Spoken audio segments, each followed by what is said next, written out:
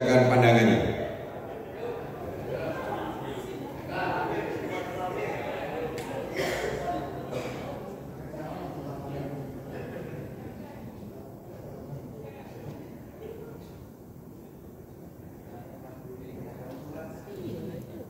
Pak Maris juga ngomong gitu.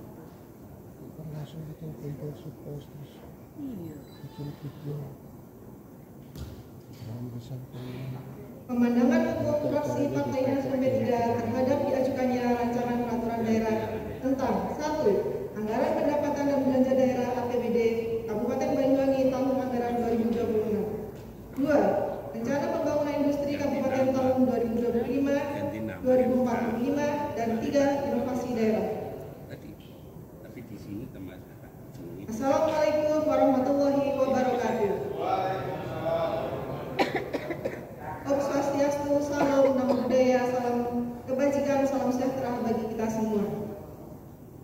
Yang kami hormati Bapak Wakil Bupati Banyuwangi dan yang kami hormati Forum Koordinasi Pimpinan Daerah Kabupaten Banyuwangi dan yang kami hormati pimpinan dan anggota DPRD Banyuwangi, sekretaris daerah, para staf ahli bupati, para asisten sekretaris daerah, sekretaris DPRD, dan para kepala SKPD Banyuwangi, dan camat, lurah, dan kepala desa Kabupaten Banyuwangi, serta yang terhormat para pimpinan instansi vertikal BUMD, teman-teman media cetak maupun elektronik dan hadir yang berbahagia.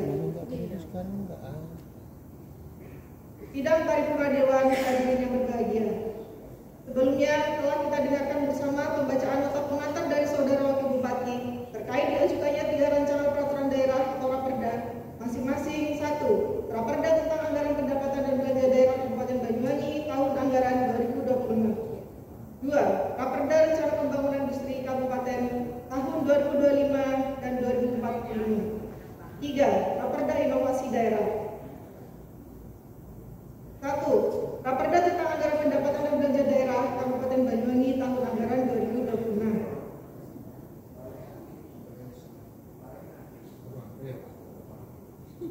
Yang pertama ini fraksi Nasdem P3 mengamati program bantuan kemiskinan Kabupaten Banyuwangi lebih banyak mengedepankan bantuan sosial dan bansos seperti program rantang kasih dan bantuan lainnya. Kami mendorong eksekutif untuk mengedepankan program pemberdayaan dan menurunkan kemiskinan. 2. Target pendapatan daerah. Fraksi Nasdem P3 memahami turunnya pendapatan daerah Kabupaten Banyuwangi tahun 2026 yang diproyeksikan sebesar 2.568.297.823 rupiah.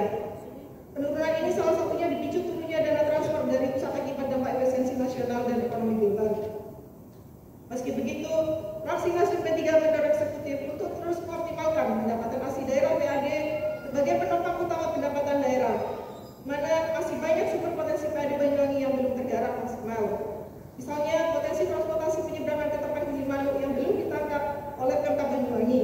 Padahal ketika terjadi tragedi kemacetan panjang di jalur pelabuhan, Pemkab Banyuwangi itu terkena imbasnya. Dahulu Banyuwangi memiliki pengalaman mampu mendongkrak PAD dengan mengoperasikan 2 kapal Suprana di Pemkab. Kenapa pengalaman ini tidak dilanjutkan di periode sekarang? Mohon penjelasannya. Selanjutnya, kami mencermati PAD pada tahun 2026 diproyeksikan naik sebesar 48.827.820.400 rupiah, di mana kenaikan ini mayoritas disumbat dari pajak daerah. Sebaliknya, sektor retribusi daerah cukup turun dari 279.407.350.000 di tahun 2025 menjadi 274.980.214.200 rupiah di tahun 2026. Penurunan juga terjadi pada sektor hasil pengelolaan kekayaan daerah yang digunakan, di mana angkanya dari 24.950 juta rupiah di tahun 2025 turun menjadi 23 miliar 174 juta rupiah di tahun 2026. Mohon penjelasan dari eksekutif, apa penyebab turunnya proyeksi pendapatan dari sektor ini dan solusi ke depannya. 3. Belanja daerah. Fraksi Nasdem P3 mencermati postur belanja daerah dalam rancangan APBD tahun 2026 masih didominasi belanja pegawai sama seperti tahun-tahun sebelumnya. Dari total belanja daerah tahun 2026 senilai 2.535 miliar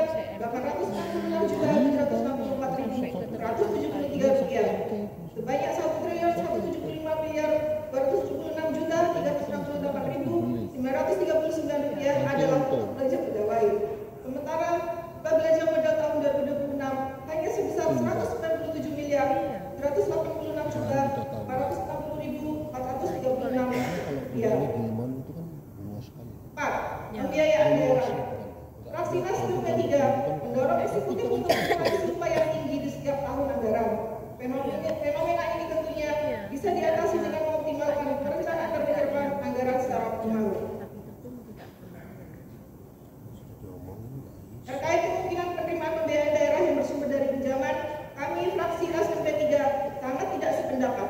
Bagaimanapun pinjaman akan mengurangi ruang fiskal dalam postur APBD, seperti proyeksi pada pengeluaran pembiayaan tahun anggaran 2026, di mana pembayaran cicilan pokok utang mencapai 44.171.177.312 rupiah. Ternyata ini adalah angka yang sangat fantastis dan berdampak pada postur APBD kita.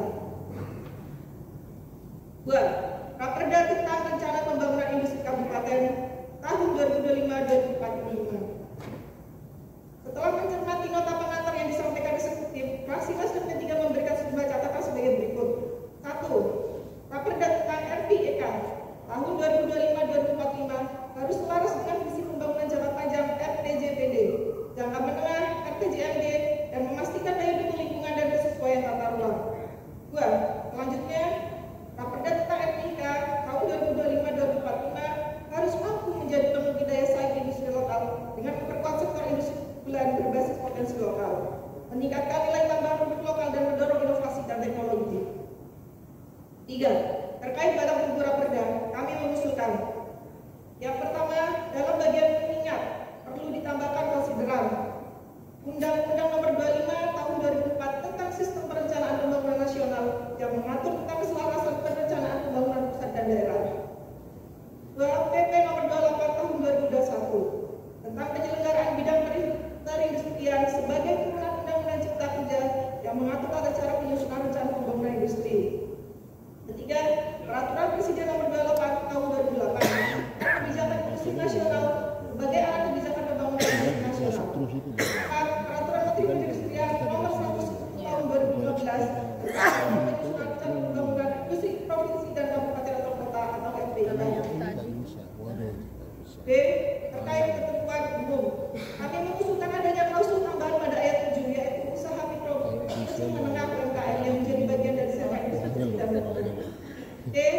Terkait bab 5 pasal 7 industri unggulan daerah, fraksi Nasdem P3 mengusulkan adanya penambahan klausul dalam industri unggulan daerah yaitu industri hasil pertanian dan industri hasil perikanan. D.